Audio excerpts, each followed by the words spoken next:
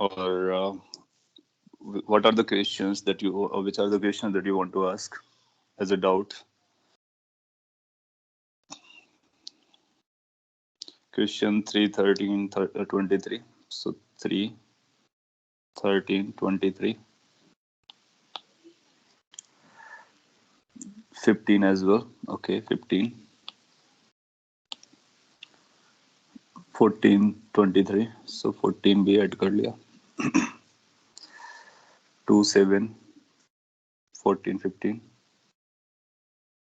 2, 7. 4, 9. Second also 4 as well as 9. 21. So ये questions हैं जो आपको एज अ डाउट लग रहा है, तो इफेक्टिवली 2, 3, 7 बाकी जो यहाँ पर लिखे हुए हैं. 22nd भी आपने बोला है. 10, 12 भी है. 14, 15, 16 है. 14, 15, 16, 16 was missing, so उसको भी ऐड कर लेते हैं. So more or less सभी क्वेश्चन के बारे में आइडिया दे देता हूँ. ओके, 3, 7, 23. तो मैं क्वेश्चन को पढ़ूंगा और उसको एक्सप्लेन करूंगा. उसके बाद अगर आपको उसमें कंसर्न है तो आपको बोलने का. तो ऑलमोस्ट सभी पर डिस्कशन हो जाएगा. 9 भी इंक्लूड कर लें. In question 2 power of e was not visible in the paper. Okay, अगर ऐसा कुछ होगा तो उसको हम लोग रिजॉल्व कर लेंगे. अगर विजिबिलिटी का इशू है, पेपर क्वेश्चन आपको सही से नहीं गया है because of any problem, maybe because of platform और maybe because of wordings, तो उसको बोनस कर लेंगे. तो क्वेश्चन नंबर 1 के बारे में मैं बताता हूँ. 1 से स्टार्ट. 1 हालांकि आपने किसी ने पूछा नहीं है तो 1 को स्किप कर सकते हैं. 2 पर डायरेक्टली आ सकते हैं. 1 आप लोगों ने कर लिया होगा, वर्टिकल मोशन से रिलेटेड. क्वेश्चन नंबर 2 पर आते हैं.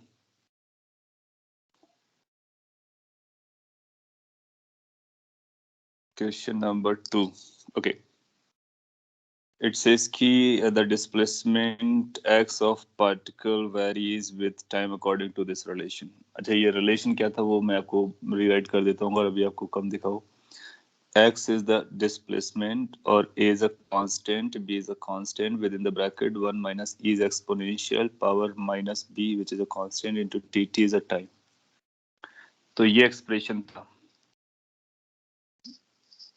क्या ये विजिबल नहीं था या फिर आप रिलेट कर पा रहे थे? अगर आपको बिल्कुल विजिबल नहीं था तो फिर मैं इसको आपको मार्क्स दे देता हूँ और एक्सप्लेन जरूर कर देता हूँ कैसे सॉल्व करने का. अच्छा क्वेश्चन है.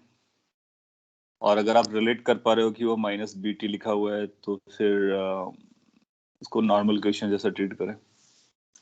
Anybody who was able to identify कि क्या लिखा हुआ है यहाँ पर and solved it and got the correct answer? Anybody?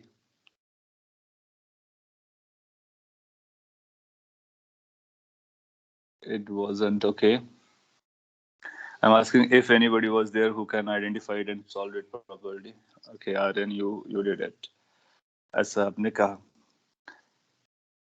So it seems like majority को वो दिखा नहीं और कई सारे इश्यूज आए हुए थे. आर्या ने भी किया, सानिया ने भी किया. ओके, तो थोड़ा सा आपको स्ट्रेच करना पड़ा होगा इसको करने में. पुष्कर ने भी किया. It wasn't visible. So main concern is कि वो visible नहीं था और आप में से कुछ लोगों ने उसको मे बी कि आपने ऐसा पहले सॉल्व किया और मे बी आपके कुछ आइडियाज हो उसकी वजह से आपने कर लिया है.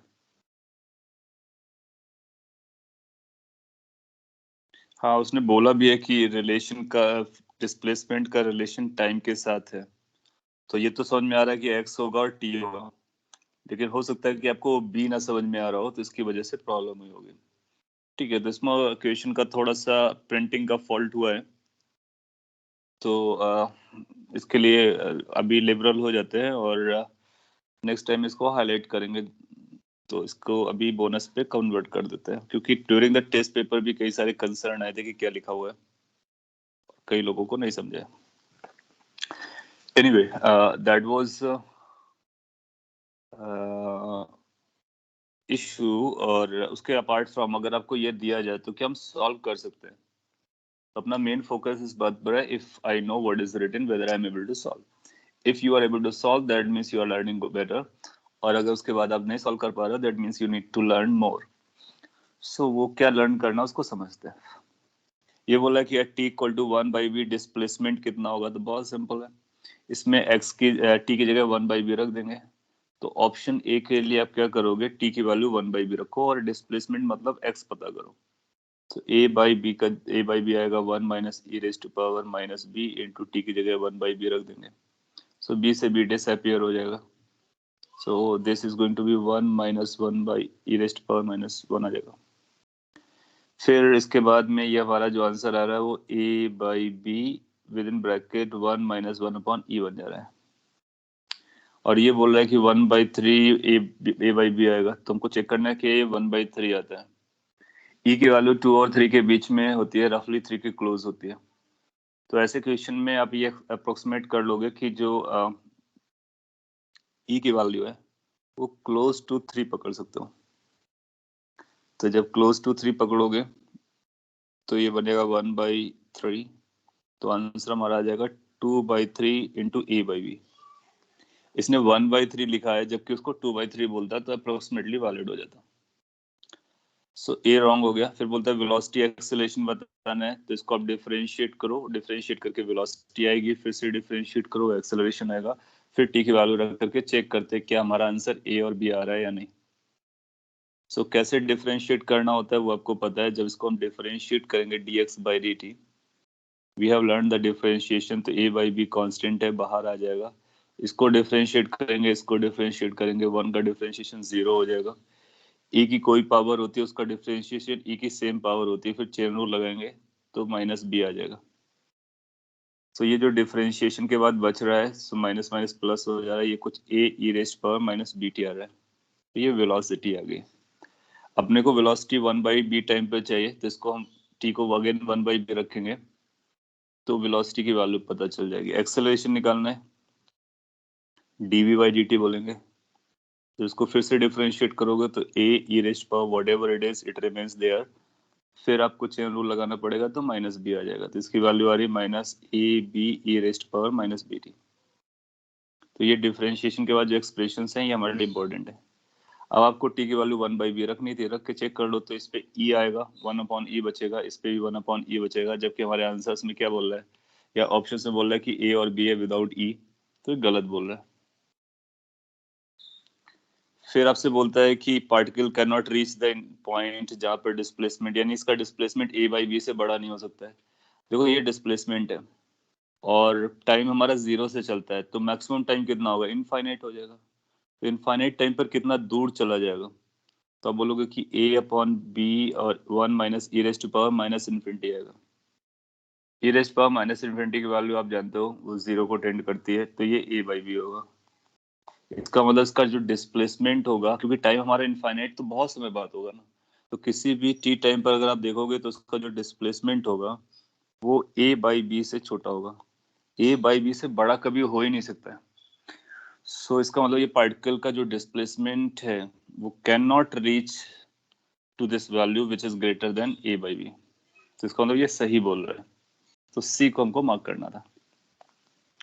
फिर आपसे बोलता है particle will come back to its initial point, तो आप बोलोगे नहीं इसका डिस्प्लेसमेंट बढ़ता जा रहा है, तो ये बढ़ता, इसका ग्राफ कैसा बनेगा, अगर आप इसको ग्राफ से प्लॉट करोगे तो ग्राफ ऐसा जाएगा x versus t, it will be rising like this, और बहुत समय के बाद ये वैल्यू कितनी हो जाएगी, मैक्सिमम वैल्यू इसकी a बाई बी हो जाएगी। तो ये ग्राफ कैसे आया है उसके लिए काफी मैथमेटिक्स लगी होगी, एक्सपोनेंशियल के ग्राफ से आपको बताए जाएंगे मैथ्स में। और अगर आपसे प्लॉट करने को पूछता तो जब कभी ऐसा फंक्शन आएगा जैसा ये फंक्शन का, उसका ग्राफ ये बनता है, मतलब उसकी वैल्यू बढ़ती रहती है बढ़ती रहती है बढ़ती रहती है और एक मैक्सिमम वैल्यू तक जाती है, उसके ऊपर नहीं जा सकती है। अच्छा क्वेश्चन था 2, लेकिन वो बोनस इस वजह से हुआ क्योंकि प्रिंटिंग का और विजिबिलिटी का इशू आया।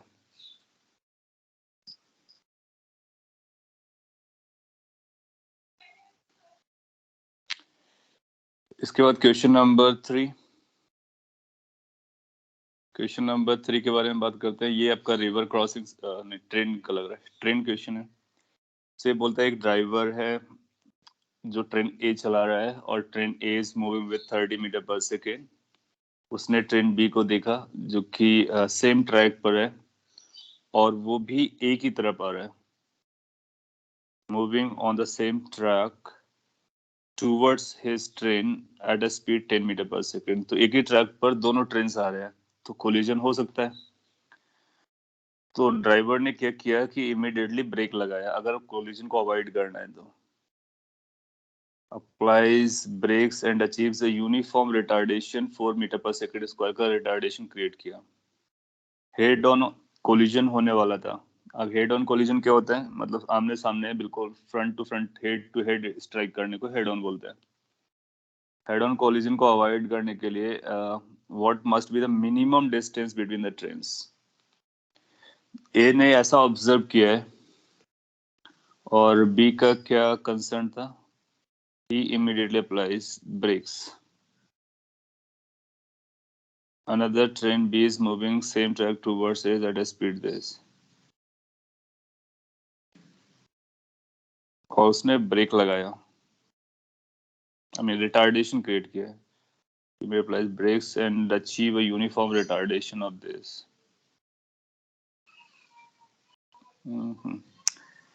कुछ तो फिशी लग रहा है इसमें। कॉमन सेंस, अगर उधर से एक ट्रेन आ रही है और आप भी ट्रेन चला के जा रहे हो तो उस वाले ट्रेन वाले को तो कुछ करना पड़ेगा। ट्रेन बी वाले को तो कुछ करने का, क्योंकि अगर ट्रेन बी वाला नहीं करता है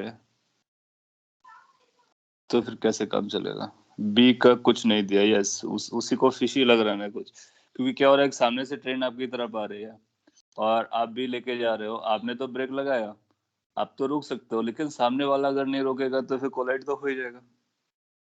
हाँ, रिलेटिव मोशन क्वेश्चन है। और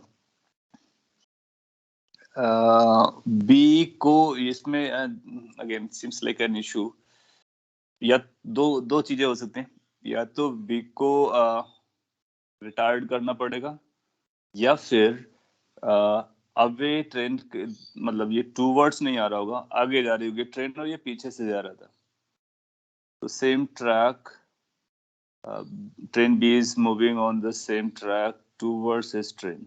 ये टूवर्ड्स को ना लिख करके, okay, same track towards his train, okay okay proper है। तो इसमें ये मीनिंग है टूवर्ड्स हिज ट्रेन का मतलब हुआ ट्रेन बी की भी वही डायरेक्शन है जो ट्रेन ए की डायरेक्शन है। रीडिंग को अपने को सही से करना, both will have a same velocity, same direction है। सो लैंग्वेज, अगर आपको ऐसा कुछ फिशी लगा तो आपने लैंग्वेज को री रीड किया, और इसने बोला कि सेम ट्रैक पे चल रहा है towards his train. Towards his train को और क्लैरिफाई करना चाहिए था, उसको ऐसा बोलना चाहिए in the direction of the train of A. So दोनों ट्रेन की वेलोसिटी सेम डायरेक्शन में होगी, ये पॉइंट बोलेगा, और ये पॉइंट बोलने के बाद वो जस्टिफाई भी हो जाएगा। सो इस क्वेश्चन इज कि लाइक ट्रेन ए इधर जा रहा है, ट्रेन बी इधर जा रहा है। अब बड़े लेंदी ट्रेन बनाने कोई मतलब नहीं है, लेट्स से छोटा एक ट्रेन है और एक ही ट्रेन है, दूर से आप देख रहे हो।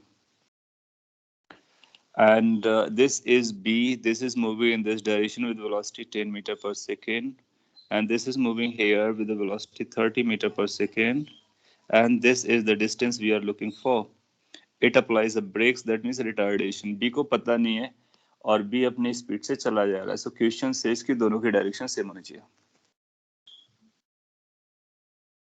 और वो लैंग्वेज थोड़ी सी अनकंफर्टेबल है, बट सोचने के बाद समझ में आ जाएगा। अब आप रिलेटिव मोशन से सॉल्व कर सकते हो, और या फिर आप ग्राउंड के फ्रेम से सॉल्व कर सकते हो। सपोज कर लीजिए हम रिलेटिव मोशन से सॉल्व करते हैं, तो हम बी का रिस्पेक्ट ले लेते हैं विद रिस्पेक्ट टू बी, या फिर with respect to A. Driver का रिस्पेक्ट भी लोगे तब भी चलेगा। सो बी का अगर आपने फ्रेम ऑफ रेफरेंस लिया तो बी आपके लिए रेस्ट पर आ जाएगा, बी की वेलोसिटी रिटर्न होकर के ए को मिलेगी।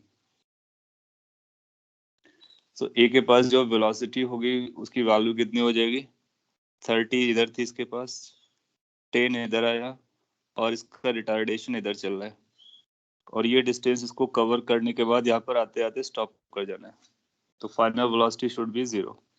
यही आपने किया होगा। सो इनिशियल वेलोसिटी कितना पकड़ेंगे, Initial velocity is going to be 30 minus 10 which is equal to 20. Retardation की वैल्यू ए की वैल्यू -10 पकड़ सकते हैं. फाइनल वेलोसिटी 0 है. थर्ड इक्वेशन वैलिड होगी. v square is equal to constant acceleration है 2as. Final velocity 0, initial velocity 20, square of it plus 2. A की value -10 है और एस की वैल्यू पता करनी है. तो अब देखोगे एस की वैल्यू आ जाएगी 20 का square divide by 20, that is 20 metre. So check कर लीजिए, अगर आंसर 20 मीटर दिया गया है इसका मतलब है कि हमको क्या पढ़ना है, towards his train. Towards his train का मतलब है the direction in which his train is moving, the same direction B is moving. हाँ, वो पहली रीडिंग में अपने को यही समझ में आता है कि क्या वो एक दूसरे की तरफ मूव कर रहा है. फिर आपको लगेगा कि आपको बी के बारे में बताया नहीं गया है, तो फिर आपको रीड करना है, ऑप्शन चेक करने हैं.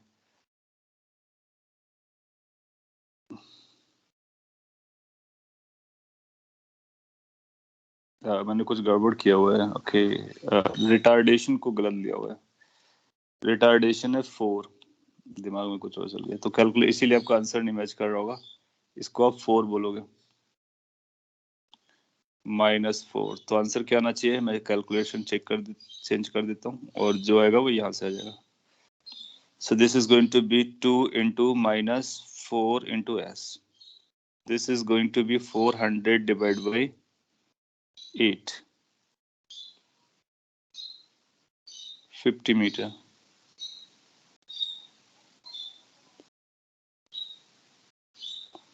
थर्टी था, 10 था, 5 4 था, तो ये 50 मीटर ऑप्शन में भी नहीं है.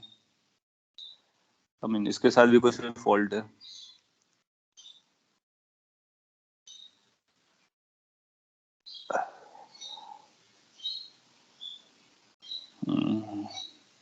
इस क्वेश्चन के साथ भी फॉल्ट आ गया. या फिर एक केस वो बन सकता है कि हम ये समझें कि भाई ये उस अपोजिट डायरेक्शन में आ रहा है और फिर ये बाद में एक्सेलरेट करना, रिटर्न करा के चलाना स्टार्ट करेगा.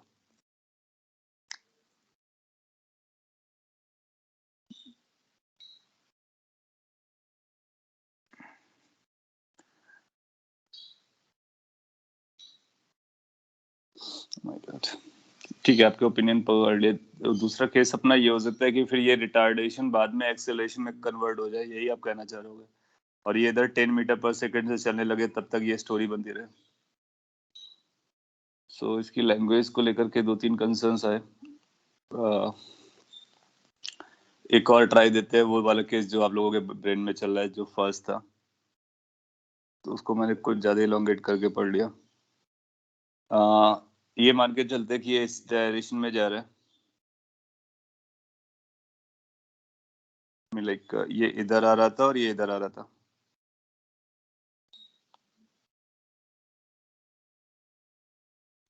जैसा कि उसने बोला था उसी लैंग्वेज पे चलते हैं. और इसने रिटार्डेशन वर्ड यूज किया था. तो रिटार्डेशन का बेसिकली मतलब होता है कि फिर वो एक्सेलरेशन ना हो. आप समझ रहे हो, तो उस लैंग्वेज की वजह से उसको मैंने सेकंड प्रायोरिटी पे रखा. और ठीक है, आंसर निकालना होगा तो फिर एक इससे चेक कर लेते हैं, इससे क्या अपना आंसर बनता है. इसको अपने ए दे रखा है. आप यही मान के चलो ये 30 है और ये 10 है. आप किसी एक का फ्रेम ऑफ रेफरेंस ले सकते हो, बी का. लेकिन इसमें अपने को ये मानना पड़ेगा कि ए को स्टॉप नहीं कराना है, बल्कि ए को बैकवर्ड डायरेक्शन में मूव भी कराना है. तो आप चाहोगे कि बी अपना जो ए है that starts moving in the backward direction, ऐसा. और इसके पास कितनी वेलोसिटी आ जाए, 10 मीटर पर सेकंड आ जाए ए के पास. तो ये भी 10 मीटर पर सेकंड से है, वो भी 10 मीटर पर सेकंड से, तो कोलिजन बच जाएगा. तो लेट्स के कि बी आपका बिल्कुल पास में आ गया है और दोनों 10 और 10 की स्पीड से चल रहे हैं. ऑफ कोर्स ये भी एक अच्छा, ये भी तरीका है कोलिजन को बचाने के लिए. तो जहां से इक्वेशन पिक किया गया उसकी लैंग्वेज को थोड़ा सा इश्यू जा रहा है. आपने ये बोला होगा कि ये इस डायरेक्शन में 10 आ जाए, तब तक ये इसके बीच का गैप को फिल कर ले और उतना चलेगा. सो वो भी एक अवॉइड करने का है. लेकिन देखो क्या होता है ना कि अपना थिंकिंग वे कैसे चलता है. इसने रिटार्डेशन वर्ड यूज किया.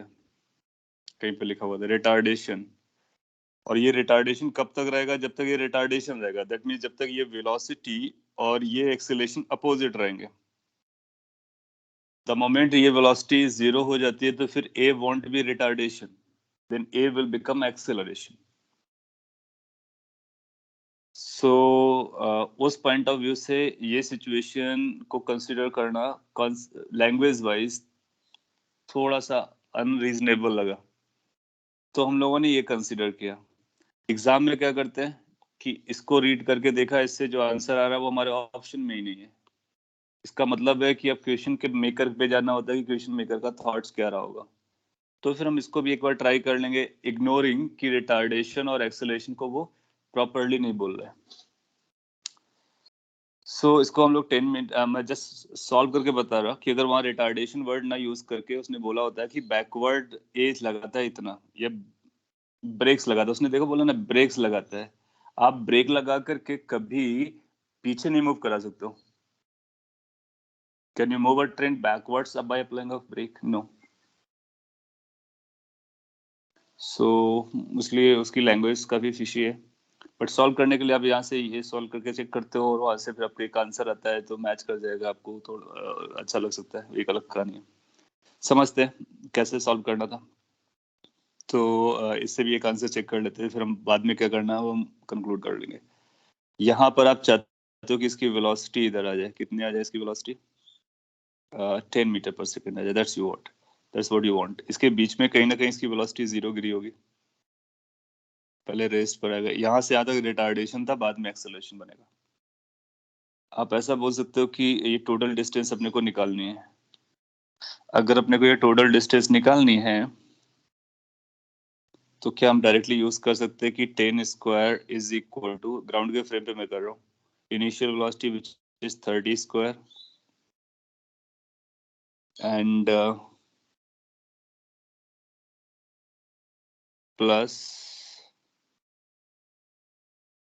डिस्प्लेसमेंट भी इसका इसी डायरेक्शन में, एक्सेलरेशन भी इसी डायरेक्शन में है, तो हम इसको लिख सकते हैं 2 टाइम्स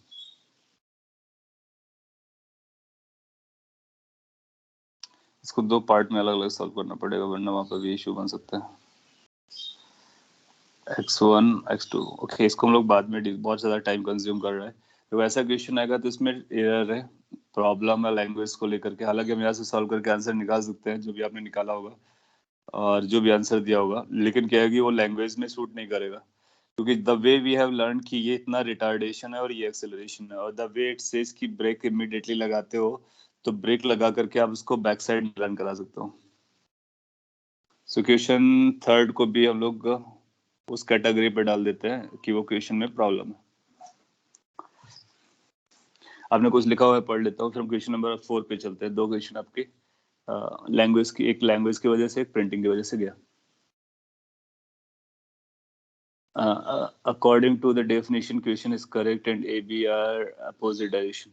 हाँ, ए बी अपोजिट डायरेक्शन में चल रहे हैं, यहाँ तक समझते हैं, लेकिन ए बी अपोजिट डायरेक्शन में चलेंगे तो फिर वो कोलाइड डेफिनेटली करेंगे, उसके लिए फिर बी को भी ब्रेक लगाने का, इसने बी को ब्रेक लगाने से बोला नहीं है।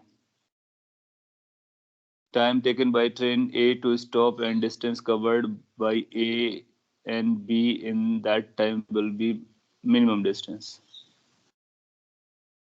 Time taken by train A to stop and distance covered by train A and B in that time will be minimum distance. देखो क्या हो रहा है ना, वो आपका कंसर्न मेरे को समझ में आ रहा है, आपके थॉट्स जो चल रहे हैं। क्या हुआ, ये क्वेश्चन किसी ऐसे सोर्स से आ गया है जिसपे उसने प्रॉपरली कंसीडर नहीं किया कंसर्न्स को।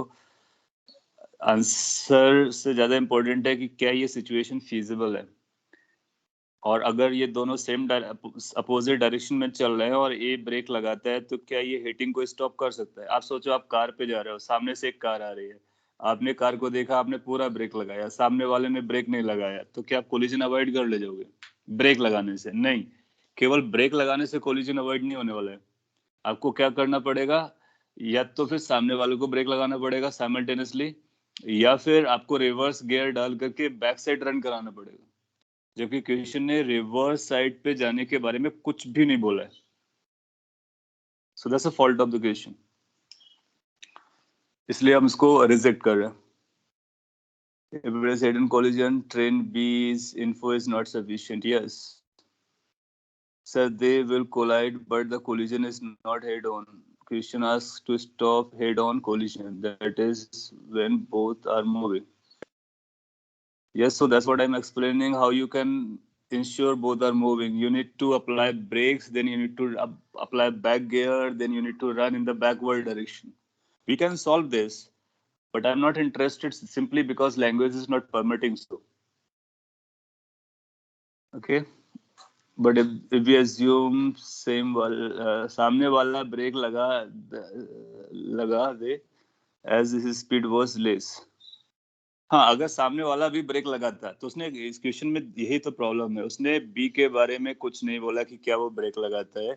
उसने बोला कि केवल ए ब्रेक लगाता है. ए ही मतलब ड्राइवर ऑफ ए, और वो रिटार्डेशन लेता है, तो वो कोलिजन को अवॉइड ही नहीं कर सकता. सो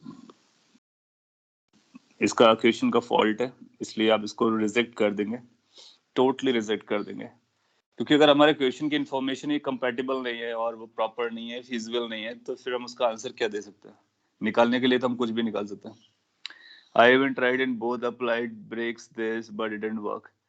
हाँ, ये लग सकता है. एक ये भी कंसर्न जा रहा है. देखो यहाँ पे 3 कंसर्न जा रही है, 3 पॉसिबिलिटीज है. या तो बी को ब्रेक लगाना होगा, वो बोले, या फिर ऐसा बोले कि ए ब्रेक लगाने के बाद बैकवर्ड डायरेक्शन में जाता है. तीसरा ऑप्शन ये हो सकता है कि या फिर वो सेम डायरेक्शन में चल रहे हो. सेम डायरेक्शन में चल रहे होते तो आंसर हमारा 50 आता. और अगर ब्रेक लगा के बैकवर्ड जाता तो जो यहाँ से सॉल्व करना चाह रहे थे वो आता. और या फिर बी को भी ब्रेक लगाना होता. इसके अलावा कोई और पॉसिबिलिटी नहीं है. Let's assume B applies brake which when it changes direction. फिर वो अपना assumption हो जाएगा. क्वेश्चन में हम लोग कुछ assume नहीं कर सकते. एग्जाम के ड्यूरेशन में we can't assume anything. We can think only on the language what is written.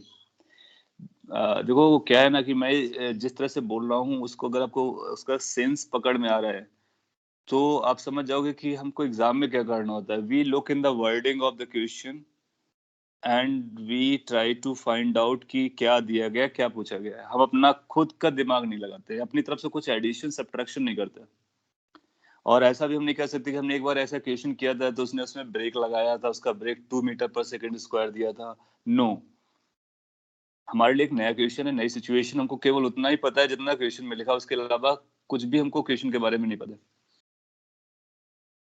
तो अपने we need to have a boundary कि कहाँ से हम बोल देंगे ठीक है, इसके बाद हमको नहीं समझ में आ रहा है, दैट मींस इनसफिशिएंट इन्फॉर्मेशन है, या फिर कुछ और ऑप्शंस बन रहे हैं, तुमने को छोड़ देगा.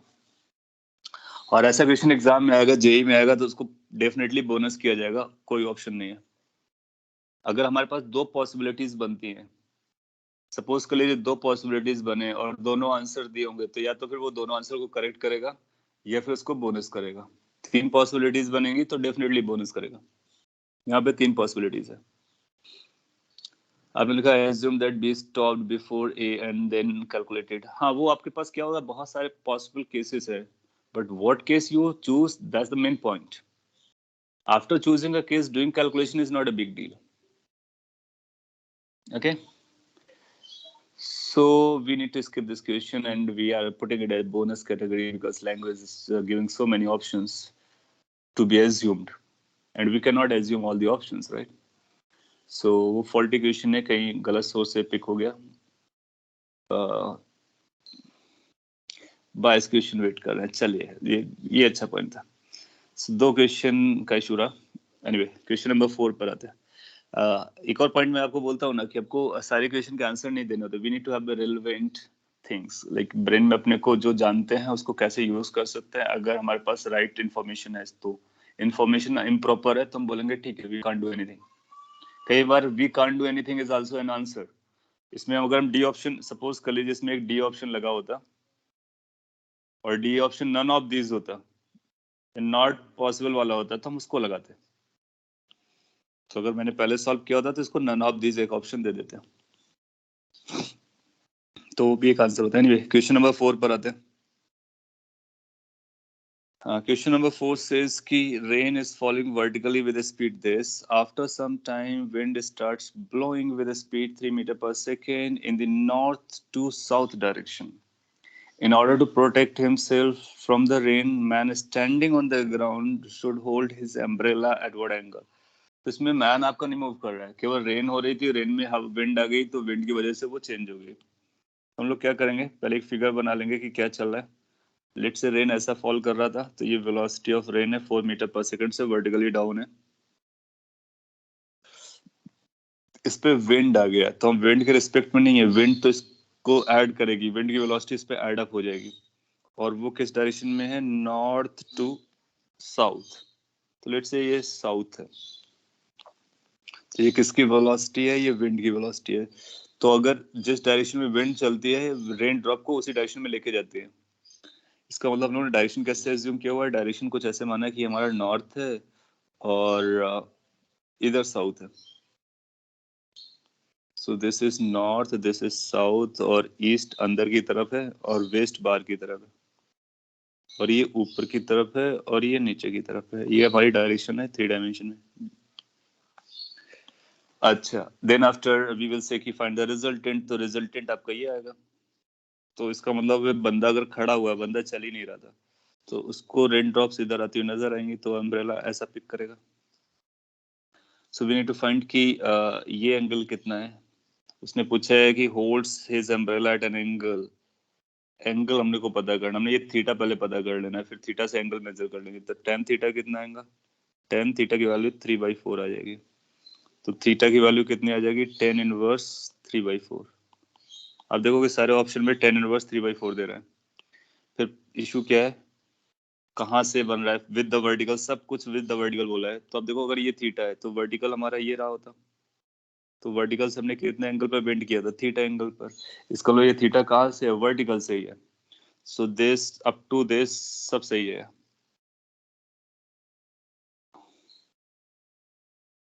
अच्छा, इसमें कुछ कॉट है, 2 कॉट है और 2 टेन है, वो मैंने मिस किया था। तो ये 2 टेन के 2 कॉट के, तो हमने जो थीटा लिया है वर्टिकल से लिया, तो टेन इनवर्स आ गया। इसका मतलब इन दोनों में अपना आंसर हो जाएगा। एक टूवर्ड्स साउथ है, एक टूवर्ड्स नॉर्थ है, तो क्या लगाएंगे, ये वर्टिकल में था और आपने इधर बेंड किया है, तो ये कौन की तरफ गया है, नॉर्थ की तरफ गया है, तो टूवर्ड्स नॉर्थ मार्क कर दोगे, टूवर्ड्स नॉर्थ।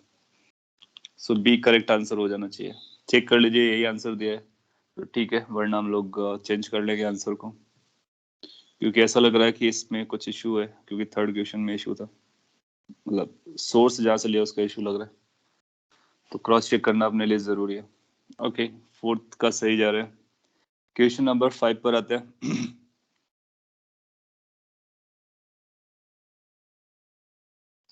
ठीक है, a body starting from rest moves in a straight line with a constant acceleration a for a time t, during which it travels a distance s1.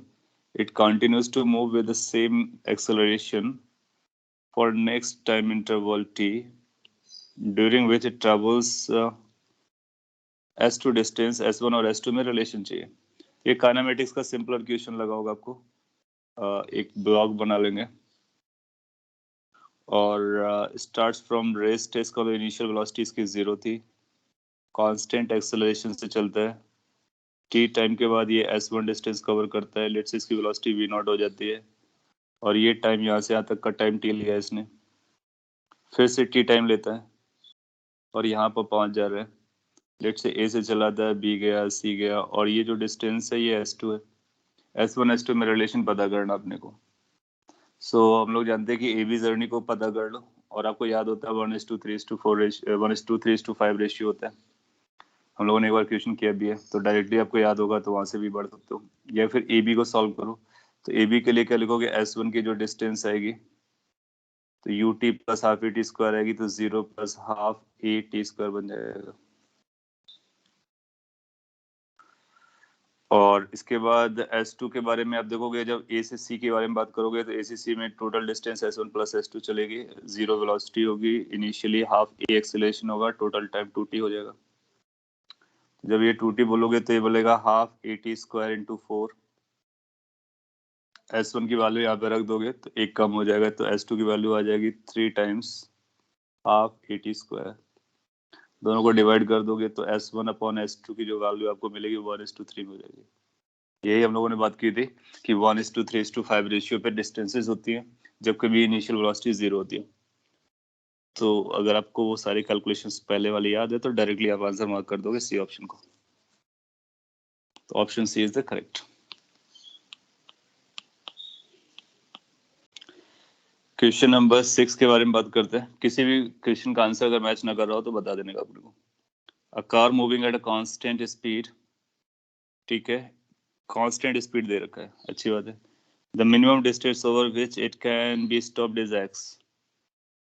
If speed is doubled तो कितना minimum distance होगा? Minimum distance over which the car can be stopped during the same time. Minimum distance over which the car can be stopped during the same time।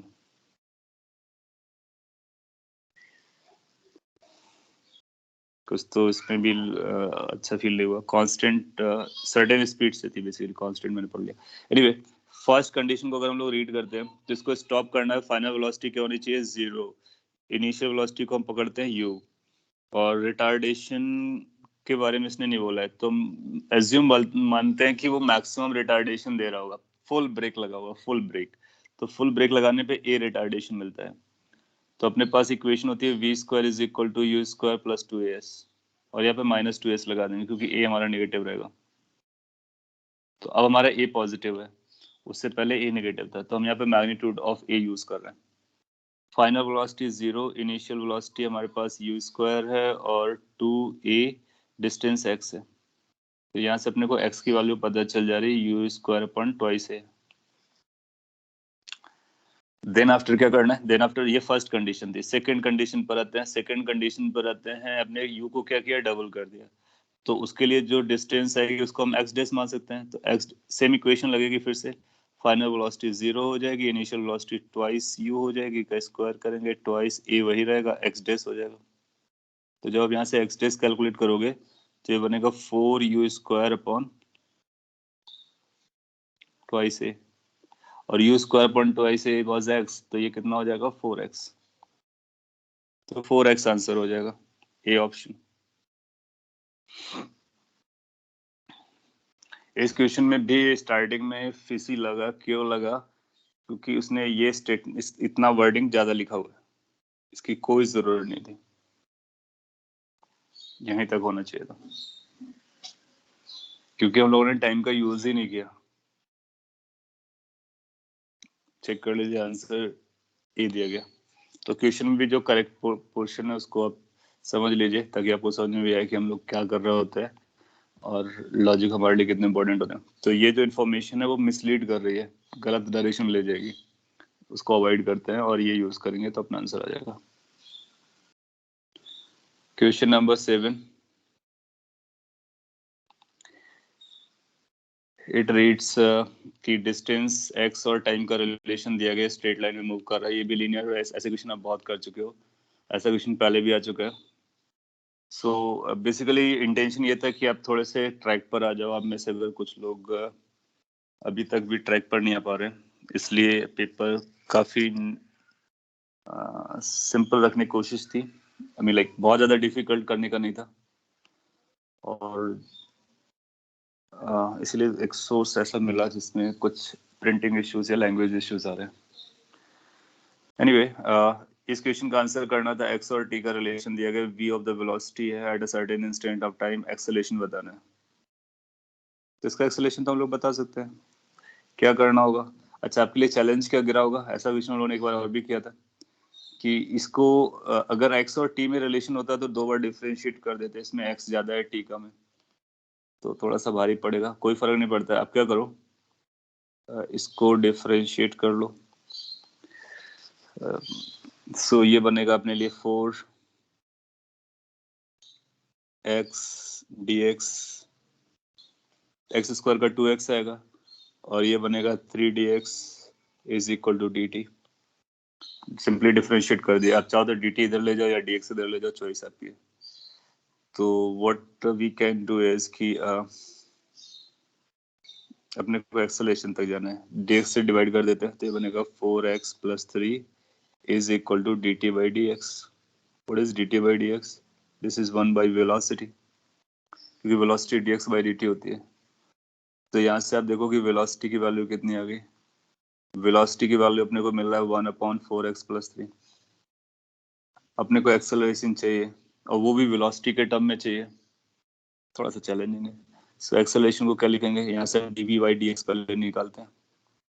तो dv by dx निकालोगे तो ये बनेगा d/dx of this number which is 4x + 3 की power -1।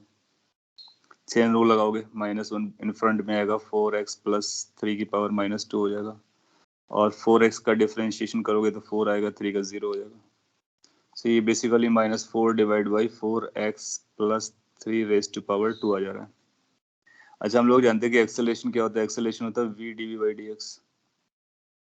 सो v की value 1/4x + 3। अच्छा, v को value v रखते हैं क्योंकि हमने आंसर v के टर्म में देना है, और dv by dx की वैल्यू पता कर लेते हैं। अच्छा, dv by dx की वैल्यू को ध्यान से ऑब्जर्व करो तो इसको -4/v² लिख सकते हैं।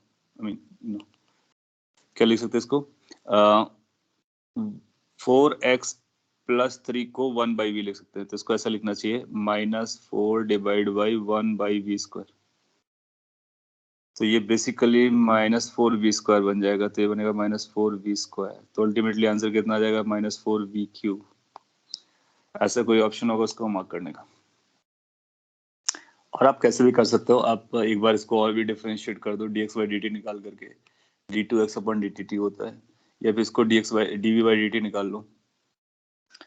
सो वेरिएबल्स, मल्टीपल वेरिएबल्स को कैसे हैंडल करते हैं उससे रिलेटेड था क्वेश्चन नंबर 8। ये प्रोजेक्टाइल मोशन जैसा कुछ लग रहा है। At what angle with the horizontal should a body be projected so that its horizontal range is equal to the maximum height attained by it? बहुत सिंपल क्वेश्चन है, एक formula आपको बताया गया simple, tan theta is equal to 4h/r। और यहाँ पर बोल रहा है, क्वेश्चन क्या बोल रहा है कि मैक्सिमम हाइट और रेंज आपस में बराबर हो जाए, तो थीटा कितना होना चाहिए, तो tan थीटा की वैल्यू आ जाएगी 4r/r, कैंसिल होकर के 4 आ गया, तो थीटा कितना हो गया, tan इनवर्स 4 हो गया।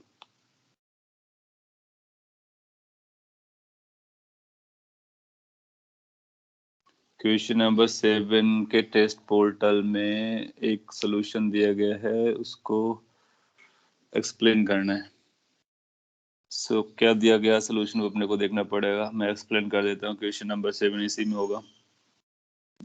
Question number 7 might be somewhere here. Yes, here it is. यहाँ पे सॉल्यूशन भी है, आप सॉल्यूशन को भी देख सकते हो, काफी हद तक आपको सॉल्यूशन भी हेल्प कर देगा। सो क्या किया है, वही किया जो मैंने अभी थोड़ी देर पहले किया, इसको डिफरेंशिएट किया टी के रिस्पेक्ट में। तो ये dt इधर ले जाओ तो वही बन जाएगा 4x dx + 3 dx is equal to dt। फिर ऐसा कर लिया, फिर dx by dt को भी बोला है, जो कि एग्जैक्टली हम लोगों ने बोला। इसके बाद क्या लिखा इसने, यहाँ पर जो dx by dt है, इस वाली dx by dt का नाम v कर दिया है, तो 4xb + 3v is equal to 1 हो जाएगा। बेसिकली वही कर रहा है, देखो ना, 4x + 3 की वैल्यू क्या है, 1/v है। Whatever we did, the same thing is happening over here. Then after क्या कर रहा है, फिर इसी को फिर से डिफरेंशिएट कर, किसको डिफरेंशिएट कर, इक्वेशन नंबर 1 को, इसको डिफरेंशिएट कर रहा है। तो आप इसको डिफरेंशिएट मत करो ना, हम लोगों ने अलग अलग करके डिफरेंशिएट किया, सो दैट कि ऐसा कॉम्प्लिकेटेड आपको नजर ना आए। ये क्या किया गया, अगर आपको एक्सप्लेनेशन चाहिए तो इसका एक्सप्लेनेशन की, इसको जो हम डिफरेंशिएट करते हैं ना, तो हमारे पास दो फंक्शन है, एक ये फंक्शन है, एक ये फंक्शन है। तो यहाँ पर प्रोडक्ट रूल लगेगा। तो प्रोडक्ट रूल के अकॉर्डिंग आप जाओगे तो 4 ऐसा लिखेंगे, फर्स्ट फंक्शन, इसको इसने फर्स्ट माना है, differentiation of the second, x का डिफरेंशिएशन करोगे तो dx by dt आ जाएगा, तो वो dx by dt का होल स्क्वायर बन जाएगा। फिर क्या करोगे, फिर 4x को ऐसा रखोगे, सेकेंड फंक्शन को डिफरेंशिएट करोगे, तो इसको डिफरेंशिएट करोगे तो डबल डिफरेंशिएशन हो जाएगा। और फिर ये एक बार इसको डिफरेंशिएट करोगे तो इसका भी डबल डिफरेंशिएशन हो जाएगा, 1 का डिफरेंशिएशन 0 हो जाएगा। तो अगर आपको समझना ही है तो आप ये समझो कि हमने इसमें डबल डिफरेंशिएशन किया, मतलब इसको एक बार फिर से डिफरेंशिएट किया। व्हाट आई डिड कि अब इसको आपको d2x अपॉन dt2 भारी लगता है देखने में, इसको स्क्वायर देखने में भारी लगता है, तो सिंप्लीफाइड वर्जन रखो, इसको डिफरेंशिएट कर लो। अल्टीमेटली क्या हो रहा है, इसको 2 बार डिफरेंशिएट हम लोग कर रहे हैं, ये भी 2 बार कर रहे हैं, लिखने का तरीका बदल गया। ऐसा लिखा, फिर ऐसा किया, फिर ऐसा किया, फिर ऐसा किया, इतना किया, और व्हाट वी डिड उसी का शॉर्ट वर्जन है। सो अब मैथमेटिक्स को लोग ऐसे लिखना प्रेफर करते हैं फॉर्मल वे पे, लेकिन हम लोग इस तरह को फॉर्मल वे पे अवॉइड कर रहे हैं क्योंकि ये देखने में कॉम्प्लिकेटेड होता है, कंफ्यूजिंग लगेगा आपको। पहले आप समझो सिंपल मेथड, सिर्फ मैथ्स में ऐसा सिखाया जाएगा तो आप ये भी समझ जाओगे। Okay, so let's come back to this thing what we were doing, कि ये क्वेश्चन नंबर 8 बहुत आसान लगा होगा आपको। क्वेश्चन नंबर 9 पर आते हैं। क्वेश्चन नंबर 9 सेज कि नॉट ट्रू बताना अपने को, not true. So the time of flight of a projectile is proportional to the speed, ये हम लोग कर चुके हैं। इसमें कोई कौन सा ऑप्शन बताना है वो आप पूछ सकते हो अगर आपने पूछा है। बाकी ये प्रोजेक्टाइल का सिंपल क्वेश्चन है, अपने को स्टेटमेंट पढ़ना है और ट्रू है या नहीं ट्रू है ये पता करना है। So any option that you wanted to explain of question number 9 जिसमें आप कंफ्यूज्ड हो, अगर समझ में आ गया तो अच्छी बात है, और आंसर में कोई करेक्शन होगा तो भी बोलने का। थ्योरेटिकल है टोटली। तब तक मैं क्वेश्चन 10 के बारे में बात करता हूँ। एक्स आपको दे रखा है, वेलोसिटी ऑफ द पार्टिकल बताना है जब इसका एक्सेलरेशन 0 हो। तो इसको हम लोग कई बार सॉल्व कर चुके हैं।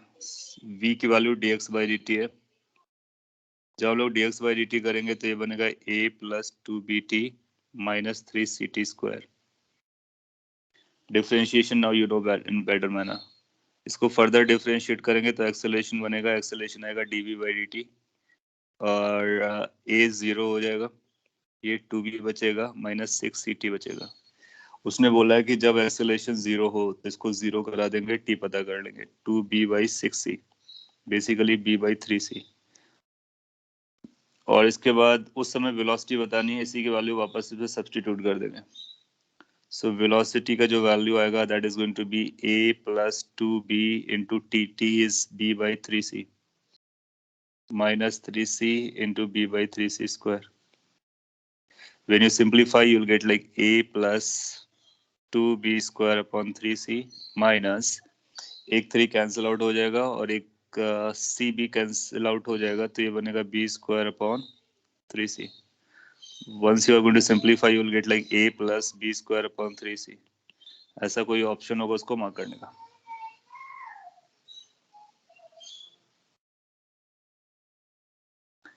किसका आंसर 2 दिया गया है? आई मीन क्वेश्चन नंबर 10 के बारे में बात कर रहे हो क्या? Are you talking about question number 10? और इसका आंसर सी आना चाहिए।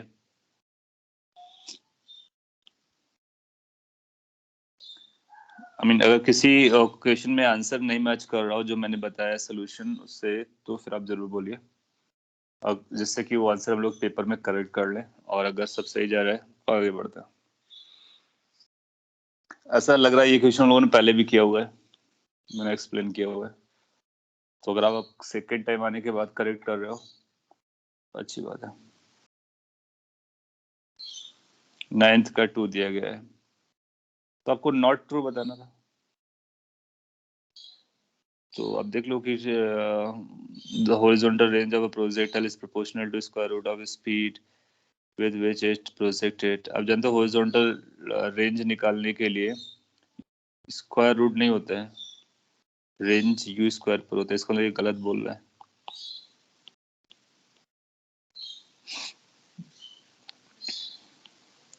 क्वेश्चन नंबर 11 पर आते हैं, और ये बोलता है कि there are two balls A and B, they are projected from same location simultaneously. Ball is projected vertically upward and B is 30 degree from the vertical and 30 degree to the vertical. To और from का मतलब similar type होता है। They reach the ground simultaneously. Velocity of projection के बारे में बताना है, तो ये भी सिंपली लगा होगा। शायद ये आपने पूछा होगा कि एक को आप u वेलोसिटी से, लेट से एक को u1 से थ्रो करते हैं अपवर्ड, और सेकंड को आप इधर थ्रो करते हैं u2 से, जो कि यहाँ से 30 डिग्री पर है, और आपको पता करना है कि वो सेम टाइम पर नीचे पहुंचता है। तो साइमल्टेनियसली पहुंचते हैं, तो टाइम तो वर्टिकल वेलोसिटी पे डिपेंड करता है, isn't it? अगर दोनों की वर्टिकल वेलोसिटी बराबर है तो सेम टाइम लगेगा। सो हम बोलेंगे कि T1 की वैल्यू T2 के बराबर तभी होगी जब दोनों के वर्टिकल कंपोनेंट बराबर होंगे। Vertical component of first is equal to vertical component of second. First का वर्टिकल कंपोनेंट तो पूरा का पूरा U1 ही है, सेकंड का कितना हो जाएगा U2 cos 30। तो अपने से पूछा है कि रेशियो बताना है स्पीड्स का, तो U1/U2 बताना है, तो cos 30 हो गया। cos 30 की वैल्यू √3/2 होती है, आंसर हो गया। सो अगर आपको लॉजिक पता है ना कि अगर सेम लोकेशन से हम लोग थ्रो करते हैं और ग्राउंड तक जाने का सेम टाइम तभी लगेगा जब दोनों की वेलोसिटी के वर्टिकल कंपोनेंट्स बराबर हो। So as simple as anything, उसके बाद उसको सॉल्व करोगे आंसर आ जाएगा। Question number 12, a body is projected with the velocity this, maximum height attained by the body बताना है। ये भी क्वेश्चन अपने कहीं ना कहीं डिस्कस किया हुआ है। सो हाँ, इस वेलोसिटी से थ्रो किया जाता है, मैक्सिमम हाइट पता करनी है। तो अब ये वेलोसिटी को देख लो कैसा है। वेलोसिटी आपकी 3 इधर है, 4 इधर है, हॉरिजॉन्टल कंपोनेंट वर्टिकल कंपोनेंट दोनों पता चल गया। टोटल वेलोसिटी 5 हो जाएगी और ऐसा प्रोजेक्टाइल जा रहा होगा। एच पता करना है। So how to write this h, उसके लिए ये थीटा लगता है। तो आपको एच की फॉर्मूला पता होती है, U² sin square theta divide by 2g। इसको हम लोगों ने ऐसे भी निकाला था, वर्टिकल कंपोनेंट का square by 2g। Vertical component 4 है तो 16 आ जाएगा। तो आप ऐसा लिख सकते हो 4 का स्क्वायर डिवाइड बाई 2g की वैल्यू 10 ले लो। So that's going to be 16/20, तो 8/10 दैट इज 0.8, आंसर आ जाएगा।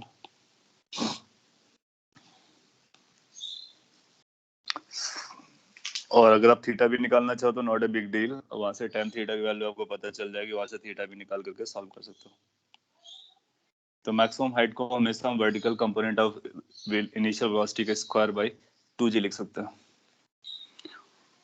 और ये इन दोनों क्वेश्चन से एक पॉइंट हाईलाइट हो रहा है बार, जो हम लोगों ने लेक्चर के टाइम में भी हाईलाइट किया था। टाइम ऑफ फ्लाइट जो होता है, एयर टाइम और मैक्सिमम हाइट, ये दोनों केवल वर्टिकल वेलोसिटी पर डिपेंड करते हैं, हॉरिजॉन्टल कंपोनेंट पे डिपेंड नहीं करते, जबकि रेंज जो होता है वो हॉरिजॉन्टल कंपोनेंट पे डिपेंड करता है। क्वेश्चन नंबर 30, इट सेज कि एक ट्रेन है, इतने मीटर लॉन्ग है, moving at speed 10 kilometre per hour में दिया गया, ये मीटर में तो ध्यान देना होगा। Starts overtaking another train of length this meter moving with this speed on a parallel track. How long will the first train take to completely overtake the second train? और on parallel track पे चल रहा है, और train this is moving at speed this starts overtaking another train of this length moving at a speed this on a parallel track. क्या आपको लगता है फिर से ये चीज मिसिंग है यहाँ पर कि वो सेम डायरेक्शन में है या अपोजिट डायरेक्शन में, या फिर उसको बहुत ऑब्वियसली नहीं बोला है उसने? पैरेलल ट्रैक पे चल रहा है, समझ में आता है। पैरेलल का मतलब दोनों ही होते हैं, और स्पीड वाइज ये ज़्यादा है तो मतलब तब भी ओवरटेक कर सकती है, सेम डायरेक्शन में भी और अपोजिट डायरेक्शन में भी। तो अब दोनों को लेकर के सॉल्व कर लो, उसके बाद चेक कर लो क्या आंसर आता है और कौन सा मैच करता है। देखो ये जो V1 है 54 है, इसको मीटर पर सेकेंड में ऐसा करेंगे तो कितना हो जाएगा, 15 आ जाएगा मीटर पर सेकेंड। यहाँ से V2 है, V2 की वैल्यू पता करते हैं, तो ये 36 है, इसको भी 5/18 से मल्टीप्लाई करो। क्यों करें 5/18 से मल्टीप्लाई, आपको पता चल रहा होगा। तो यहाँ पर भी कुछ गेस जैसी बातें आ रही हैं, क्रिस्टल क्लियर नहीं है। दोनों ऑप्शन अपने को लेके चलना पड़ेगा और दोनों को निकालना पड़ेगा। अगर किसी एक का आंसर नहीं दिया होगा तो फिर जो दूसरा होगा उसको मार्क कर देंगे, और दोनों दिए होंगे तो फिर हम डिसाइड करेंगे क्या कर सकते हैं, अगर डिसाइड कर पाते हैं तो। सो लेट्स से कि पहला केस वो लेते हैं कि वो दोनों सेमी डायरेक्शन में जा रहे थे, तो ये V2 है और ये V1 है। इस केस में सेम डायरेक्शन में कितना टाइम लगता है, तो आपने देखा था L1 + L2 divide by V1 - V2। ज्यादा टाइम लगता है ना, इसलिए सब्ट्रैक्ट करते हैं, रिलेटिवली देखेंगे। सो डिस्टेंसेस का सम कर दिए, एक 75 है और दूसरा 125 है, तो 75 125 200 मीटर हो जाएगा, और V1 - V2 करेंगे तो 5 आ जाएगा। और 40 सेकेंड्स लगने वाले हैं। 40 सेकेंड एक ऑप्शन दे रखा है। अब दूसरा केस ये कंसीडर करेंगे कि लेट से कि ये इधर जा रहा है और ये इधर जा रहा है। सो ये V1 और ये V2 ऐसा कुछ बोल सकते हैं। तो इस केस में कितना टाइम लगेगा? सेकंड केस में टाइम लगेगा वो 200 L1 plus L2 divide by V1 plus V2। जब V1 प्लस V2 बोलेंगे तो 10 प्लस 15 आ जाएगा, 25 आ जाएगा। तो 8 सेकेंड आ जाएगा। ये बार प्रॉपरली सॉल्व कर देते हैं। ये 200 आएगा और यहाँ पर अपने को 25 मिल रहा है। सो 8 सेकेंड्स आ जाएंगे। 8 सेकेंड अपने को नहीं दिया है, तो इसका मतलब ये वाला केस रहा होगा, जो कि हमको ऑब्वियसली समझ में भी आ रहा था, इसलिए पहला प्रायोरिटी उसको दिया था। बट एनीवे हम इसको मार्क कर देंगे। इस क्वेश्चन में भी उसको ये बात बोल देनी चाहिए। हालांकि उसने बोला है कि पैरेलल ट्रैक पे चल रहे हैं, तो पैरेलल ट्रैक पे अपोजिट भी हो सकते हैं और सेम भी हो सकते हैं, तो डायरेक्शन को क्रिस्टल क्लियर नहीं बोला गया। तो आप इसको भी चेक करोगे। जनरली क्या होगा कि फिर दो में से एक ही आंसर ऑप्शन अवेलेबल होगा। अब आप इसको मार्क कर सकते हो।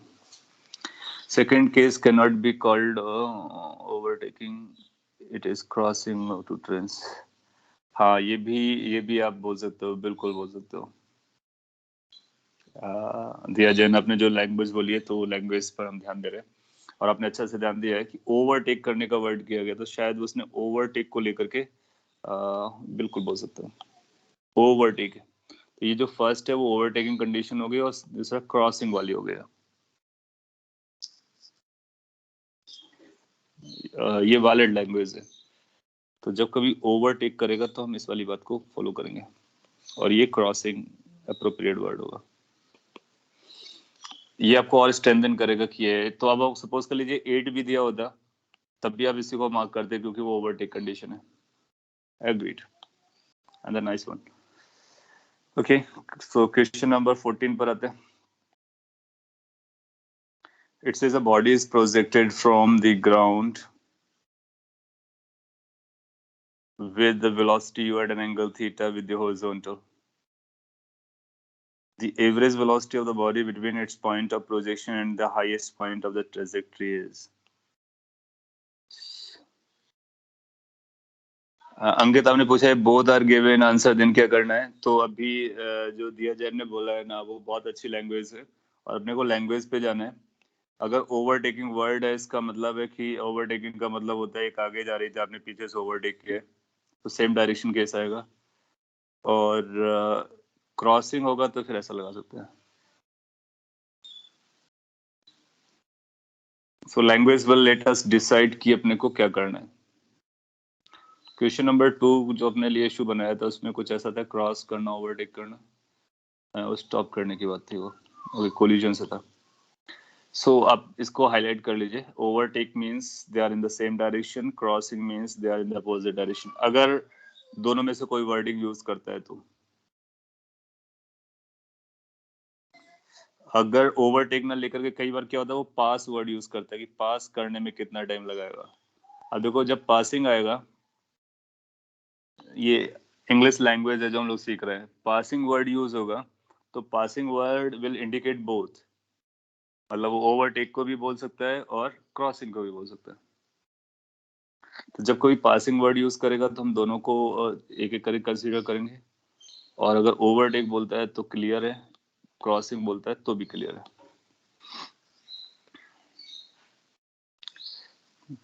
तो इसीलिए मैंने इस चीज को ज्यादा इंपॉर्टेंस दी, क्योंकि जब मैंने पढ़ा था तो ओवरटेक पे ध्यान नहीं दिया, पासिंग वर्ड जैसा वर्ड मेरे ब्रेन में चल रहा था, इसलिए दो कंडीशन ले ली। और जब आपने क्लियर किया तो इस समझ में आया कि ओवरटेक मतलब दिस, पासिंग क्रॉसिंग मतलब दिस, पासिंग मतलब बोथ। ओके, मतलब अपने को लैंग्वेज भी सीखने का। ये क्वेश्चन ऑफ 14 के बारे में बात करते हैं। तो 14th क्वेश्चन सेज कि एवरेज वेलोसिटी पता करनी है। तो एक प्रोजेक्टाइल को अगर आप ऐसा थ्रो करते हो और ये जाता है, ये मैक्सिमम हाइट होगी और ये इसका रेंज का हाफ हो जाएगा, तो जो डिस्प्लेसमेंट अगर होगा वो ये होगा, और इसकी वैल्यू आएगी √r/2 का square, that means r² / 4 + h²। और टाइम कितना यूज करना है? t/2। सो v एवरेज कितना हो जाएगा?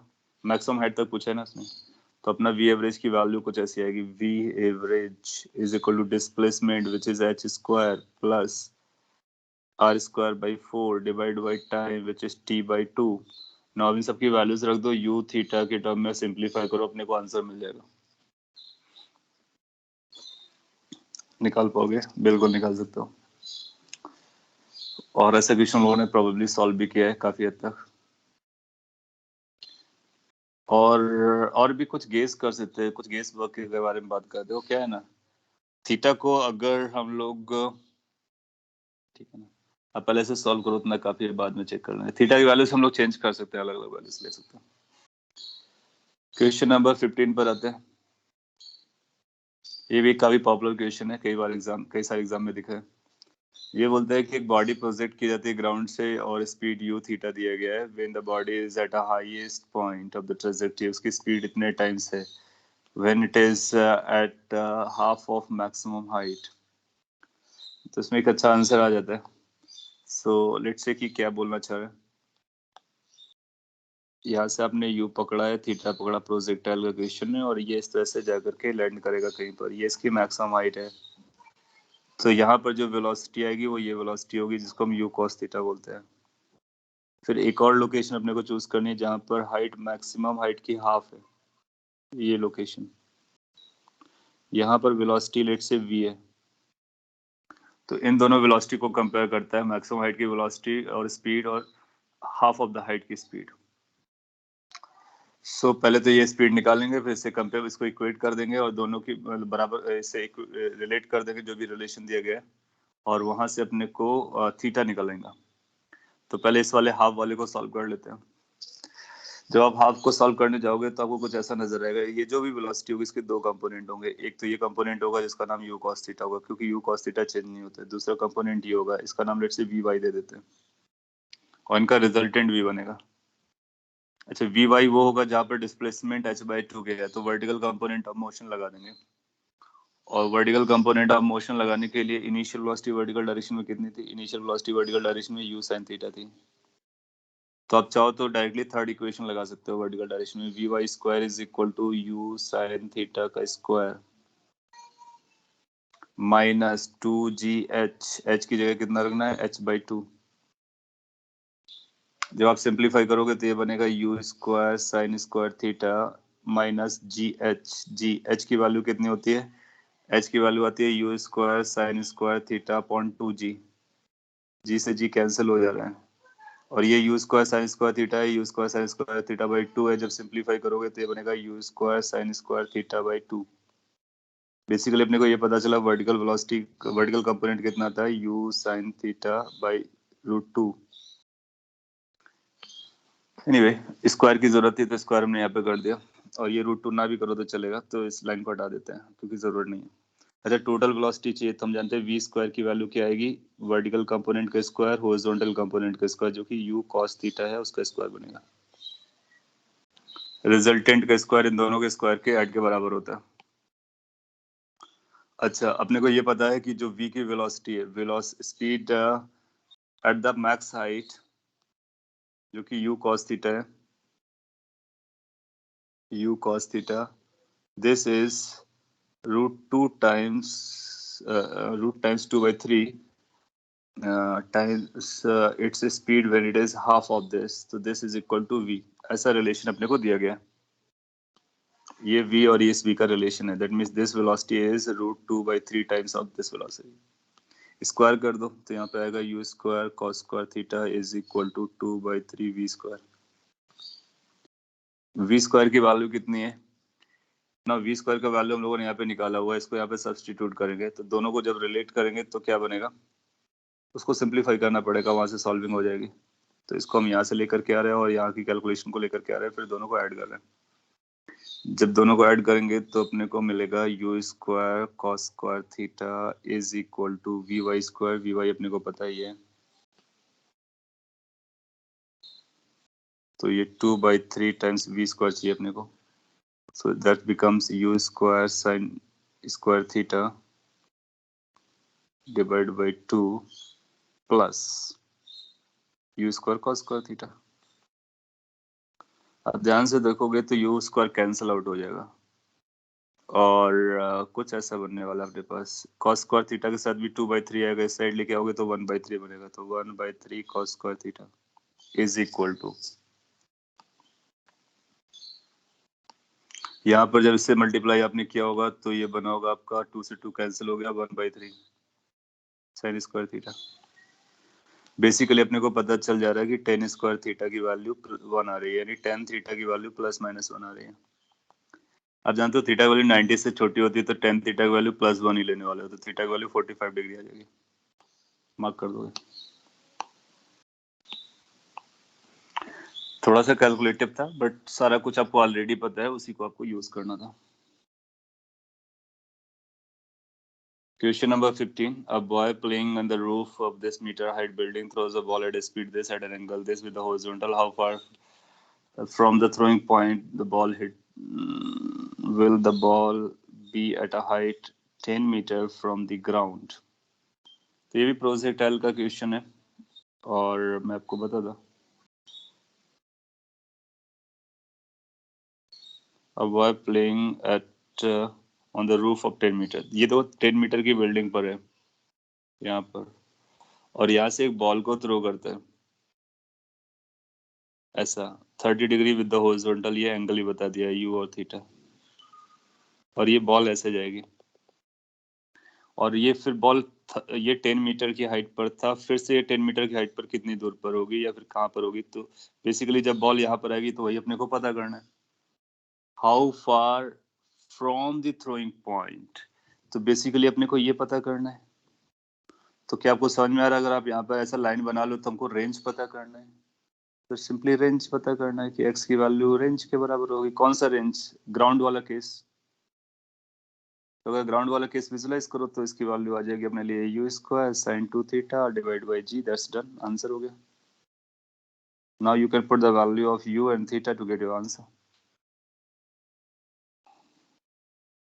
यही किया होगा आप लोगों ने, और आंसर आ रहा होगा, नहीं आ रहा होगा तो आपको बोलने का। क्वेश्चन नंबर 17 आपने कर लिया होगा, अभी हम लोग लर्न कर रहे हैं न्यूटन्स लॉज ऑफ मोशन, एडवर्ड मशीन। आपसे पूछा कि एक्सेलरेशन बताइए, एक्सेलरेशन ही पूछा होगा। इसको रिलीज किया जाता है, मास m will ascend with acceleration, mass 2m will ascend, I mean mass m will ascend, yes। तो ये ऊपर जाएगा और ये नीचे जाएगा, तो ये एक्सेलरेशन a होगा तो ये b होगा। a की वैल्यू क्या होती है आपने पता रखी है, क्या होता है higher mass minus lower mass divide by higher plus lower into g. Higher mass का नाम 2m रख देते हैं, तो ये 2m हो गया, ये m हो गया, फिर ये 2m हो जाएगा प्लस m हो जाएगा इंटू जी। बेसिकली कितना आ गया g/3, आंसर हो गया। कैन यू सी कि इजी रहा होगा आपके लिए, और आप रिसेंट टाइम पे इसकी प्रैक्टिस की है तो आपके लिए काफी इजी रहा होगा। क्वेश्चन नंबर 18, सिमिलर टाइप का क्वेश्चन लास्ट लेक्चर में हम लोगों ने प्रैक्टिस किया था। m1 m2 से बड़ा है तो ये इधर जाएगा, और a एक्सेलरेशन से तो ये इधर जाएगा। a एक्सेलरेशन से आपसे पूछा गया या तो टेंशन पूछेगा या एक्सेलरेशन पूछेगा, कॉमन एक्सेलरेशन बताना है। तो आपको याद होगा कि कॉमन एक्सेलरेशन क्या निकला था, कि जो पुलिंग फोर्स है जो कि m1g बन रहा था divide by m1 plus m2। आपको आंसर भी याद होगा, डायरेक्टली मार्क करना था। और या फिर आप सॉल्व करेंगे, कैसे सॉल्व करेंगे, यहाँ पे टेंशन लेंगे, इसका एफबीडी बनाएंगे और इसके लिए इक्वेशन बनाएंगे, इसके लिए इक्वेशन बनाएंगे, दोनों को सॉल्व कर लेंगे। तो अगर यहाँ पर एफबीडी बनाते हो तो ये m1g लगेगा, तो अपने लिए इक्वेशन आएगी m1g minus t is equal to m1 into a. दूसरा इक्वेशन यहाँ से t लग रहा होगा, so t is equal to m2a। इन दोनों इक्वेशन को सॉल्व कर लो, a निकल आएगा। क्वेश्चन नंबर 19, ये भी हम लोगों ने लास्ट क्लास पे किया हुआ था तो आपको अच्छे से आ रहा होगा। पूछा है force exerted by A on B, A B पर कौन सा फोर्स लगाएगा, नॉर्मल रिएक्शन लगाएगा। तो आप पहले इसका एक्सेलरेशन ए पकड़ लेते हैं, एफ बी डी टोटल बनाएंगे, और ए की वैल्यू आपको क्या मिलेगी, total force divide by total mass. इसके बाद आपको किसी एक का एफ बी डी बनाना होता है, जैसे कि लेट से M2 का एफ बी डी बनाओ। जब आप M2 को अलग से वॉच करोगे तो आपको पता चलेगा इसको कोई पुश कर रहा है, ये नॉर्मल रिएक्शन है, और ये भी ए से जा रहा है। तो इसकी इक्वेशन बनेगी normal reaction is equal to mass of 2 into acceleration. बस यही आंसर है। अब आप मास ऑफ 2 आपको पता है, ए आपको पता है, तो हमारा आंसर हो जाएगा m2f divide by m1 plus m2। 4 option होंगे, कोई ना कोई ऑप्शन इससे मैच कर रहा होगा। उम्मीद है कि सभी लोगों ने इसको करेक्ट किया होगा, और अगर नहीं किया है तो आप पूछ सकते हो कि कैश हो गया है अभी भी। किसी का माइक ओपन है, माइक आप अपना ऑफ कर सकते हो या म्यूट कर सकते हो। Somebody's mic is disturbing. Okay, thanks if you muted. So ये 19 आपका हो जा रहा है, टाइम भी हो गया, और ये बाकी क्वेश्चन सिमिलर टाइप के हैं, तो उसको मैं क्विकली एक्सप्लेन कर दे रहा हूँ।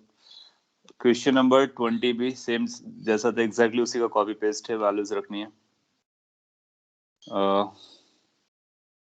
इसके बाद जो क्वेश्चन नंबर 21 है, आप देखोगे लास्ट क्लास में एग्जैक्टली सेम क्वेश्चन लोगों ने किए थे। 22 है, ये भी आपने कर लिया होगा। इसके बाद इन तीनों क्वेश्चन में आपको हो सकता है चैलेंज रहा हो, तो सिंपल वाला पहले पिक कर देते हैं। जैसे 22 है, इसने बोला है 5 मिनट्स लगेंगे, आप पेशेंस रख सकते हो। इसने बोला 4 प्रोजेक्टाइल्स आप थ्रो करते हो, एक 20 पर, 35 पर, 60 पर, 75 पर, with the horizontal the range will be longest. किस एंगल के लिए ज्यादा रेंज जाने वाली है, तो आपको ये पता करना है कि 0 डिग्री से लेकर के 45 डिग्री तक रेंज बढ़ती है, और रेंज लीनियरली रेंज बढ़ती रहती है। और जब हमारा 45 डिग्री होता है तो मैक्सिमम होती है, और 90 आने पर घटती रहती है, तो वहाँ पे रेंज कम होती है। तो जितना हम 45 के क्लोज होंगे उतना ही रेंज हमारा ज्यादा होगा। तो 45 के the angle which is closest to 45 will have a largest range. तो 45 35 10 डिग्री के डिफरेंस में, जबकि 60 जो है 20 डिग्री के डिफरेंस में, इसलिए 35 हम आंसर कर देंगे। बहुत सिंपल है, कॉमन सेंस का। और इसके बाद क्वेश्चन नंबर 23 एंड फिर एक रिवर वाला है, उनको भी सॉल्व कर देते हैं। 23 क्या पड़ता है, maximum height attend by the projectile is increase by 10% by increasing its speed of projection. तो एंगल नहीं बदला, आपने स्पीड बदली है, without changing the angle of projection, उसने क्लियरली लिख भी दिया। Percentage increase in the horizontal range would be. तो आप देखते हो कि एच जो होता है वो होता है आपके लिए u square sine square theta upon 2g। I think this was child question, isn't it? Range के बारे में पूछ रहा है आपसे। सो रेंज जो होता है, percentage increase in horizontal range, u square sine 2 theta upon g. अब देखो ये बोल रहा है कि अपने जी में और थीटा में कोई चेंज नहीं किया है, केवल यू को बदला है। तो इनको जब आप डिवाइड कर देते हैं तो आपको पता होता है ना, टेन थीटा की वैल्यू डायरेक्टली ये बोल सकते हैं 4h अपॉन आर होती है। तो यहाँ से अपने को पता चल गया कि आर की वैल्यू जो है वो थीटा पे डिपेंड करती है। थीटा हमारा कांस्टेंट रहता है, तो आर की वैल्यू आप ऐसा लिख सकते हो 4h upon tan theta. Basically constant time H, जब कोई कांस्टेंट टाइम आता है तो इसको डिफरेंशिएट कर लो, लॉग ले करके इसको भी कर लो, तो डेल्टा एच बाई एच आ जाता है। और 100 से मल्टीप्लाई कर लो तो परसेंटेज चेंज आ जाता है। तो यू स्क्वायर में 10% का चेंज हुआ तो उस पर भी 10% का चेंज होगा, तो हम आंसर भी अपना 10 दे देंगे। और वैसे ही बोल सकते थे यू में जितना चेंज किया, जो यू का चेंज इसको अफेक्ट करेगा उसी फैक्टर से इसको अफेक्ट करेगा, क्योंकि थीटा कांस्टेंट है। तो ये भी इजी था। इसका आंसर चेक कर लीजिए, 10 ही दिया होगा, क्योंकि हम लोग ऐसा तभी कर पाते हैं जब नंबर कम हो। तो एरर जैसा कुछ मैंने किया हुआ है। एक लास्ट क्वेश्चन ये भी है, स्विमर वाला। Swimmer can swim in still water with 5 meter per second while crossing a river. His average speed is 3 meter per second. तो ये जो एवरेज स्पीड है वो बता रहा है कि वो 3 मीटर पर सेकेंड से है। If he crosses the river in the shortest possible time, what is the speed of the river flow? तो रिवर फ्लो की स्पीड चाहिए, तो अपने को कुछ ऐसा ड्रॉ कर लेना चाहिए कि ये लेट्स से रिवर है, and river is flowing in this direction. और शॉर्टेस्ट पॉसिबल टाइम के लिए आपको ऐसा जाना पड़ेगा, मतलब रिवर के रिस्पेक्ट में वेलोसिटी ऐसी रखनी पड़ेगी। और अगर आप रिवर की वेलोसिटी ऐड कर देते हो तो ये जो वेलोसिटी आती है वो ग्राउंड के रिस्पेक्ट में आ जाती है। तो इस तरह से भी हम लोग विजुलाइज कर लेते हैं। और ये वेलोसिटी ऑफ बोट होती है, ये वेलोसिटी ऑफ रिवर होती है, ये velocity of boat in the river होती है। विक्टर सम। एनीवे, इसने बोला है कि velocity of boat in the river 5 है, शॉर्टेस्ट टाइम पे जाने इसलिए ऐसा लगाया गया है। रिवर की वेलोसिटी अपने को 3 दे दी है। इफ ही नहीं, रिवर की वेलोसिटी तो अपने को पता करनी है। इसने बोला while crossing a river his average speed is 3 metre पर सेकंड। इसका मतलब क्या है एवरेज स्पीड? एवरेज स्पीड का मतलब हुआ total distance upon total time, isn't it? So total distance upon total time का हम यहाँ पे यूज करना था। That's going to be the average speed। तो ये कुछ ऐसा जाएगा, यहाँ पे लैंड करेगा जाके। इस एंगल का नाम अगर थीटा पकड़ लेते हैं और इसको डी पकड़ लेते हैं तो ये डिस्टेंस एस लगेगी। तो जो वी एवरेज दी गई है उस वी एवरेज को हम लोग क्या लिखेंगे? Distance divide by time. और टाइम टू क्रॉस क्या होता है? टाइम टू क्रॉस होता है D divide by V B R. इसको यहाँ पे सब्सटीट्यूट कर देते हैं। तो जब आप इन दोनों को इसको सब्सटीट्यूट करोगे टी की वैल्यू को तो ये बनेगा s divide by s divided by d into v B r आ जाएगा। वी बी आर अपने को पता है, एवरेज वेलोसिटी पता है, तो वहां से डिस्टेंस पता चल जाएगा। अच्छा, एक काम और कर सकते हैं कि यहाँ पर अगर ये डिस्टेंस है ये, तो एक थीटा एंगल को यूज कर सकते हैं, ये ज्यादा अप्रोप्रिएट रहेगा। Cos theta. अगर आप कॉस थीटा लगाओगे तो अपने को मिलेगा डी डिवाइड बाई एफ। और इस पे अगर कॉस थीटा लगाओगे इस ट्राइंगल पर, तो इस ट्राइंगल पर कॉस थीटा क्या बनेगा? V B upon V B R. अपने को चाहिए क्या? अपने को चाहिए स्पीड ऑफ रिवर फ्लो चाहिए। तो रिवर फ्लो की स्पीड तो अभी आ नहीं रही अपने उस पर कैलकुलेशन में। यहाँ से एवरेज पता है और ये जो डिस्टेंस है ये अपने को पता चल गया।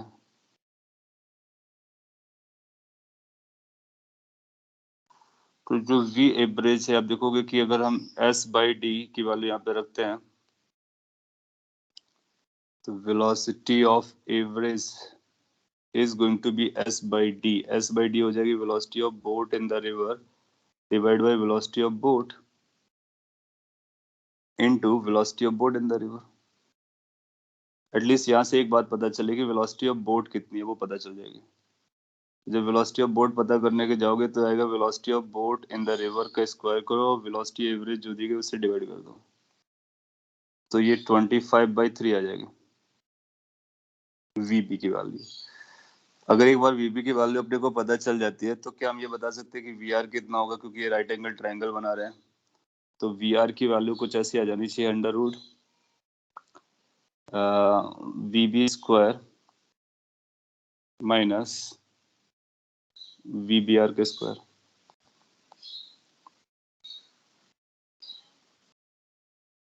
हाँ, तो यहाँ से अपने को एक आंसर आ जाएगा। एक बार चेक करते हैं आंसर मैच करता है या नहीं, क्योंकि उसने एवरेज वर्ड यूज करके इसी को यूज किया होगा। वीबी का स्क्वायर करोगे तो 25/3 का स्क्वायर माइनस 5 का स्क्वायर आ जाएगा। सो वो भी 25 हो जाएगा, तो 5 हम लोग बाहर निकाल सकते हैं। अंडर रूट के अंदर क्या बचेगा? ये 25 बचेगा बाई 9 माइनस 1। फर्दर सिंप्लीफाई करोगे तो वो अंडर रूट 16/9 हो जाएगा। सो 5 इंटू 4/3 हो जाएगा 20/3। और अगर ये वी रिवर की वेलोसिटी 20/3 आ रही है तो इंटीजर नहीं है, तो फिर कुछ डेसिमल में आया होगा।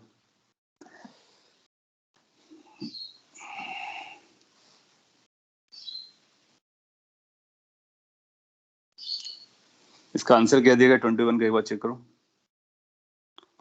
और अदरवाइज हम क्या करते हैं, 21 को अलग से सॉल्व करके आपको ग्रुप पे डाल देंगे, इशू नहीं है।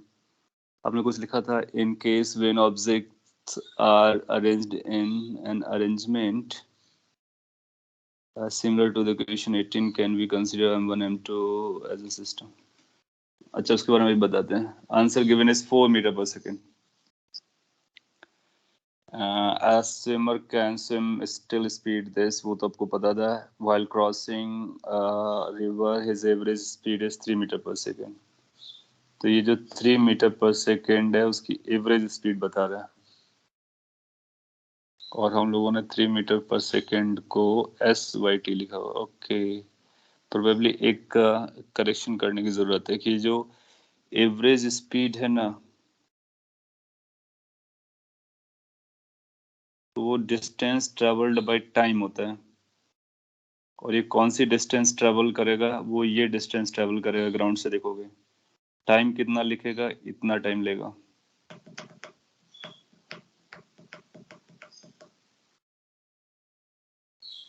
और उसने क्या लिखा हुआ, शॉर्टेस्ट पॉसिबल टाइम लिया था, इसलिए हम लोगों ने इस एंगल को, इसको वेलोसिटी को वर्टिकल डायरेक्शन में लिया था। शॉर्टेस्ट पॉसिबल टाइम तभी होता है जब वेलोसिटी हमारी इधर जा रही हो, और ये बोट की वेलोसिटी हो जाएगी, ये रिवर की वेलोसिटी हो जाएगी, ये थीटा मिल जाएगा तो काम हो जाएगा। तो हम लोगों ने क्या किया कि थीटा को एवरेज डिस्टेंस, मतलब total distance upon total time से एवरेज स्पीड को लिखा हुआ है। लेकिन जो स्पीड हमने ली है वो ग्राउंड के रिस्पेक्ट में ली है। अगर हम बोट के रिस्पेक्ट में लेंगे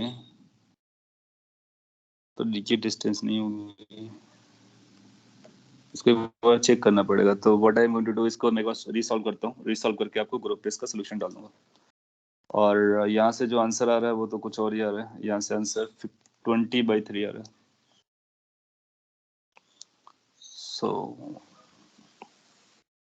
और मे भी अगर जरूरत पड़ती है तो नेक्स्ट क्लास में मैं एक्सप्लेन भी कर दूंगा कि एवरेज स्पीड किसके रिस्पेक्ट में ये कहने की इंटेंशन रख रहा है। ओके, सो इस पेपर में कुछ करेक्शंस हुए, मैं उनको समराइज कर देता हूँ क्विकली। क्वेश्चन नंबर 2 और 3 को अपने को बोनस करना है, मैं इसको बोनस कर दूंगा। इसके बाद और कोई करेक्शन है, answer change? I didn't find any other answer change. So एक 21st क्वेश्चन है, उसके बारे में सॉल्व करके बताना है, and that will be complete in the paper.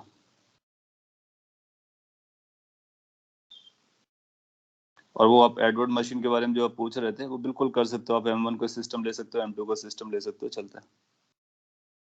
Only 2 bonus and 21 has to be explained. Okay.